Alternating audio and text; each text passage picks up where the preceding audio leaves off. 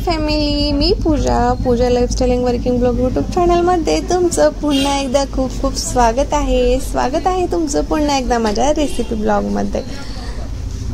तर श्री स्वामी समर्थ, शुभ सकाळ सर्वांना। छान अशी आमची मॉर्निंग झाली आणि आज म्हणलं काहीतरी हेल्दी असं करावं जे की राहिलं सकाळी मला देता येईल। आणि तुम्हा सर्वांना सुद्धा मुलं जेव्हा मॉर्निंगला जात असतात ना स्कूलमध्ये, तर तितक्या लवकर ते जेवण वगैरे काय करत नाहीत, मग ते सगळं काय द्यायचं म्हणून खूप सारे आता ऑप्शन नसतात। तर त्यासाठी मस्त असं तुम्ही असं छान असा लाडू त्यांना देऊ शकतो। असं मी तुम्हाला छान असा लाडू या व्हिडिओमध्ये सांगणार आहे, त्यामुळे नवीन असेल तर सबस्क्राइब करा आणि हो व्हिडिओ शेवटपर्यंत नक्की बघा बरं का।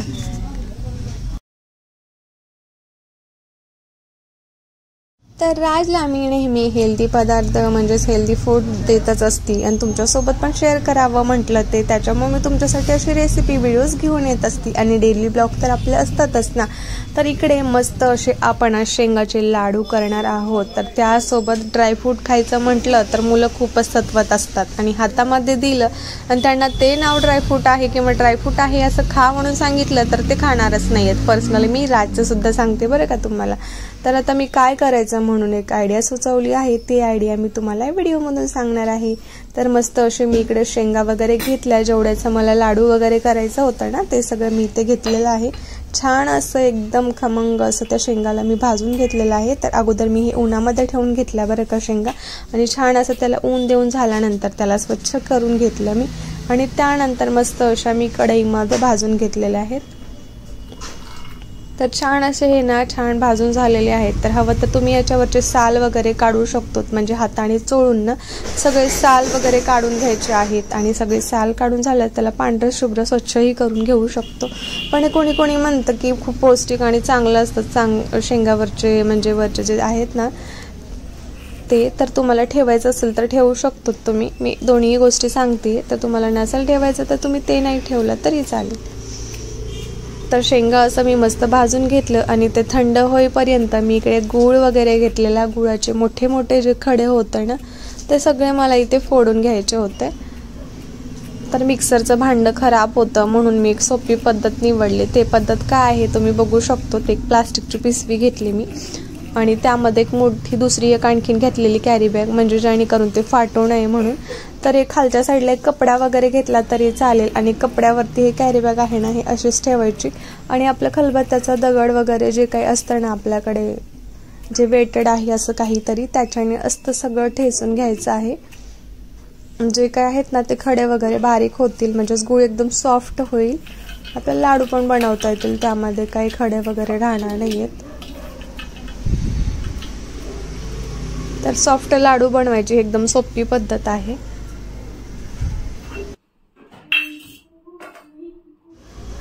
तर बघा इकडे गूळ रेडी करून घेईपर्यंत ना जे शेंगदाणे मी भाजून घेतले होते ना तर पूर्णपणे आता ते थंड झाले, त्याला आपण मिक्सरमधून काढून घेतलेलं आहे।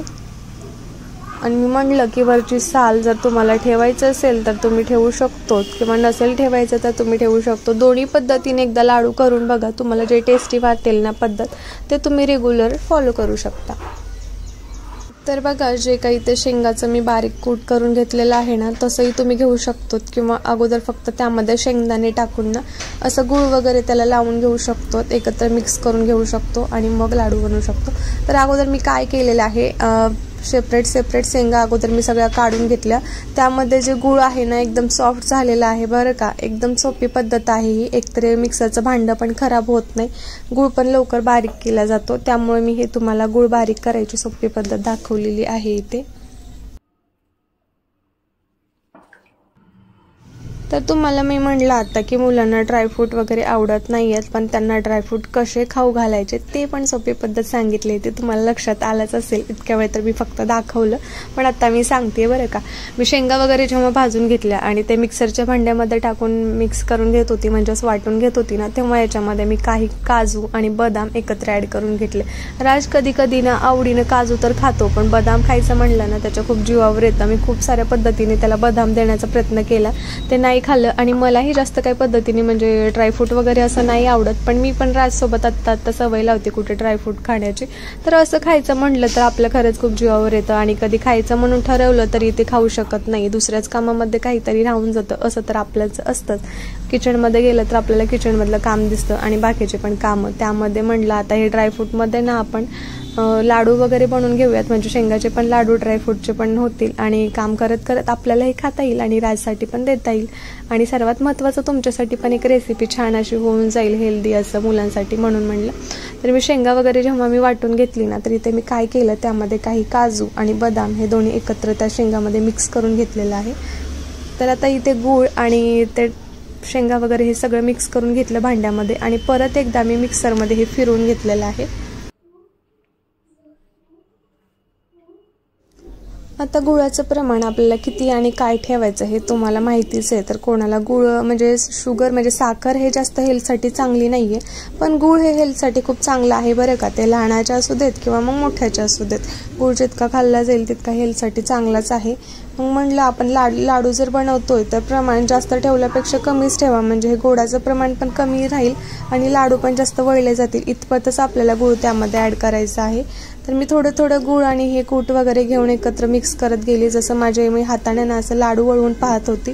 लाडू वळता येतील इतपतच गुळ मी आतमध्ये घातलेला आहे. तर मला जास्त काही गुळ याच्यामध्ये लागलेला नाही आहे. गुळाचं प्रमाण मी कमीच ठेवलेलं होतं, कारण त्यामध्ये ड्रायफ्रूट आपण यूज केलं तर ते खूप बेस्ट आहेत. तर इथे जास्त गुळ न घेता जसं मला लागेल ना लाडू वळण्यासाठी तसं मी घेतलेलं आहे.